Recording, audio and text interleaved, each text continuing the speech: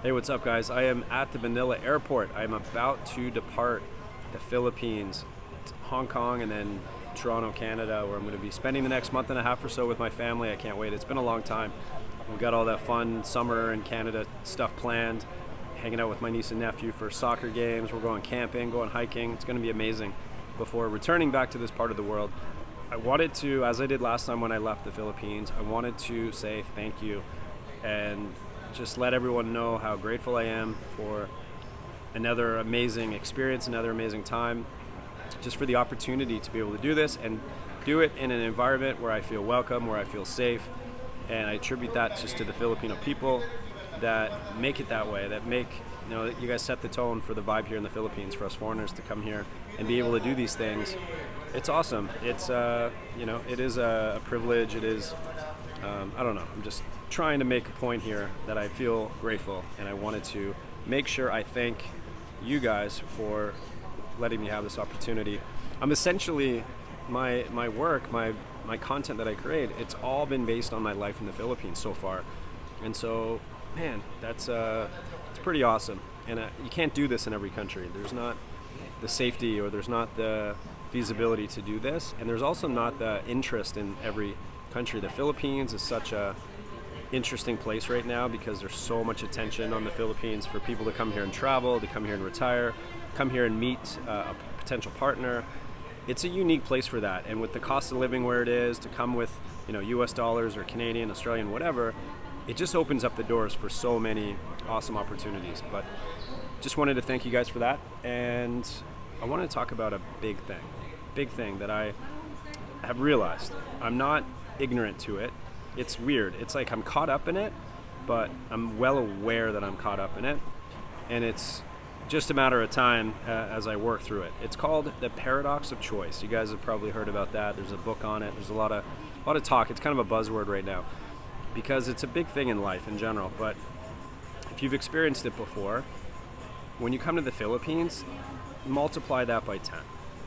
The paradox of choice, the options that we have here as foreigners for potential partners, for where we live, for where we go, the lifestyle that we choose here, because we're coming with this new thing that we don't have back home.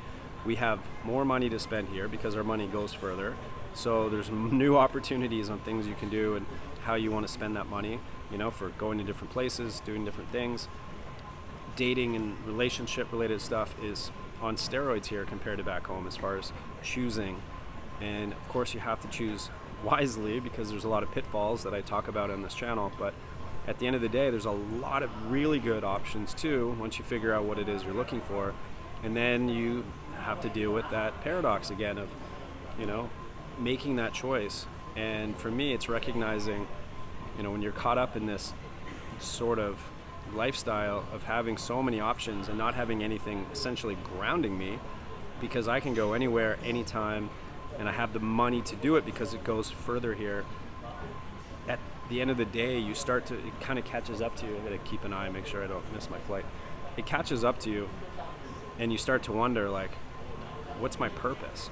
Now, my channel is my main purpose. It's what I'm trying to grow and trying to earn a living and maybe turn it into something much bigger and something that I can retire on, because I don't have too much else on the go besides my old job working in healthcare, which I'm not really motivated to go back to. And so that's my purpose, but there's got to be more than that, right? There's got to be more. And when you have so many options, and when you're sort of on the move, and you wake up in the morning and you're like, now what? Which way do I want to go?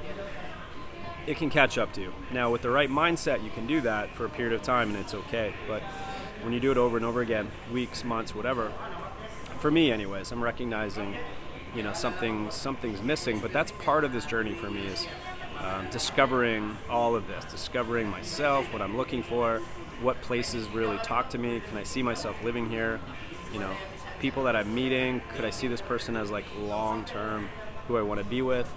And so when you guys are thinking about working towards this goal, you can do what I did, come here, roam, explore, and figure it out as you go. There's nothing wrong with it unless you think you know what you're looking for, because the guys that come here that just want to retire, they already know what they want.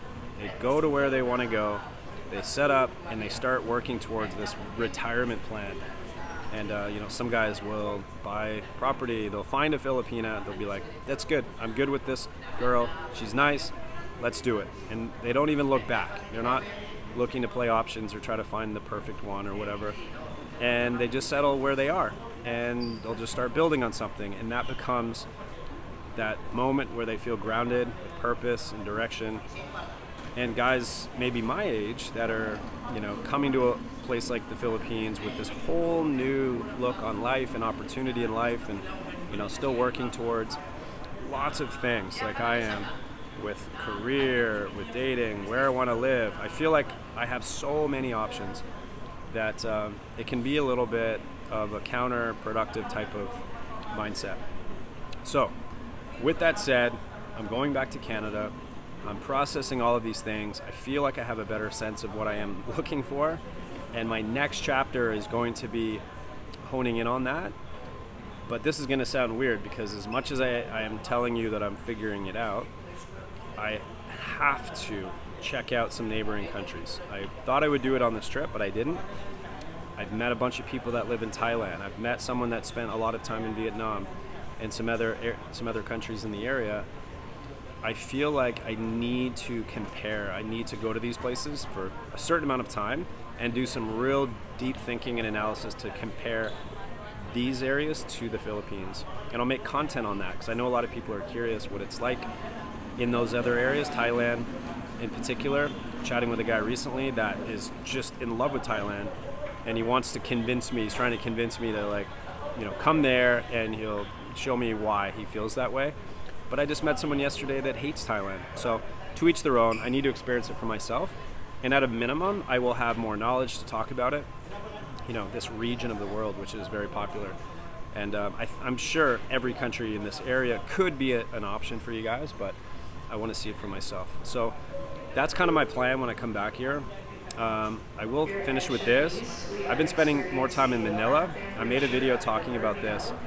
I look at Manila as a completely different city now than I did before, and I really, really think it is an awesome city for guys, especially my age, especially guys that are, still working. There's like a community of people in the 30s, 40s. There's still, 50 plus and everything here too. But Dumaguete is more retirement. Cebu is a bit of a mix, but a lot of retired guys too. I'd say predominantly. But in Manila, I've met guys that are working in Manila, like working for a company there, as well as digital nomads, and there's guys that are starting new projects. I met a guy, what time is it? Shit, I gotta go here in a sec, but I met a guy that's starting basically a media company where he's, it's like a collaborative thing where you can use the studio space and do podcasting and videos, and it's really awesome. I was just sitting in on a podcast, or as part of a podcast yesterday, with a guy that I met last year, Calvin, shout out, I'll put his link in the description. He's a YouTuber too, awesome guy. But there's a lot of opportunities for amazing lifestyle, a really nice modern city, a great, huge dating pool where you can meet girls that are maybe more what a lot of guys are looking for as far as relatability, life experience, graduated from school, working in a either career or could be a domestic job, but people that are really focused on taking care of business and they have some experience, and it's everything here. And a lot of people here, most of them are from the province and moved here to Manila. So definitely going to do a chapter here, because I've done a lot of time in Cebu City. But dude, Manila's pretty awesome, besides the fact that it's big and traffic and all that. But I got to go, guys. I got to hop on the plane. Thank you once again, Philippines. Thank you to everyone for making this trip safe and fun and awesome. Another great experience here. Can't wait to get back to this part of the world. Stay tuned. More content coming, because I have a lot of footage, like I said. And I'll keep cranking things out. And thank you all for watching and subscribing and following along on this journey, which is all it is for me. It's a journey. I'm figuring things out as I go, and I try to share my experiences with you guys. And appreciate everything. Take care. See you next time.